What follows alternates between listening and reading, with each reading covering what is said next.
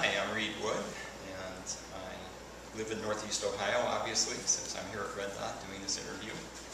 I've been an active artist in the area since the early to mid-1970s, and I work in a variety of media, collage, actual physical collage, and also digital collage, artist books, some performance art, mail art,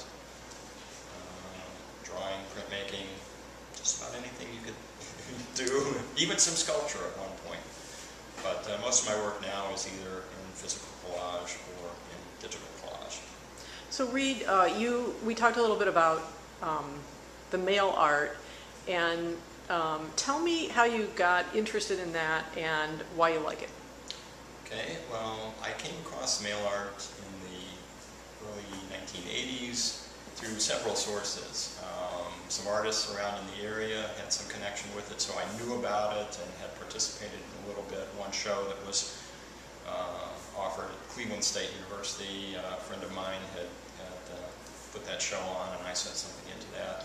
And also through the sort of parody of fundamentalist religion, the Church of the Subgenius. I had gotten a list of names from that. So I started out with a list, sort of a short list of names, and began to send some things to people, and eventually got some work back, and the list expanded, and now I'd say I have hundreds of names of people that I potentially could correspond with that way, but using the postal system and now the internet some too as a way of interacting with other artists and collaborating with other artists. So does that mean that you end up with like a collection of work from these people? Yes, actually, and it's interesting you mention that, because a lot of my archive now was donated to the art library at Oberlin College, and so they're using it in both with the students there and in the process of trying to get all of that digitized, so it's available for scholars to look at online and see what's there that way.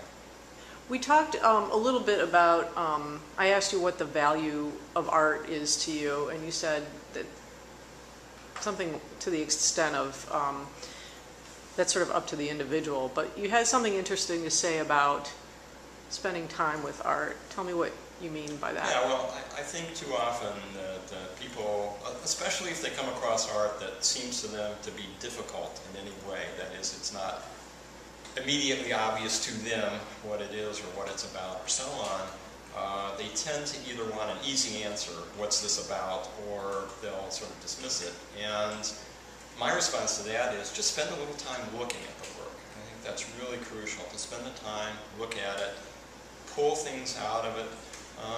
One of the things I told my students at one point was play a what-if game.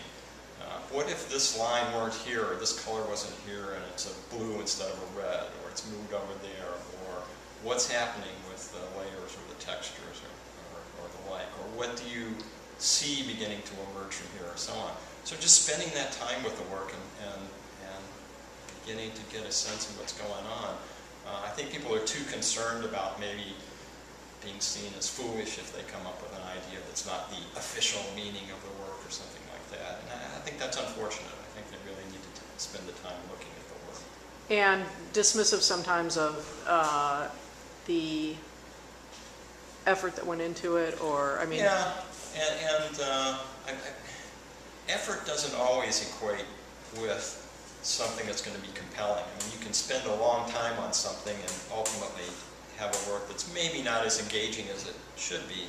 So I wouldn't say that effort is, or time spent is necessarily a correlation with an interesting work. But yeah, certainly the ideas that went into the piece and how they're realized are important. Okay, thank you. You're welcome.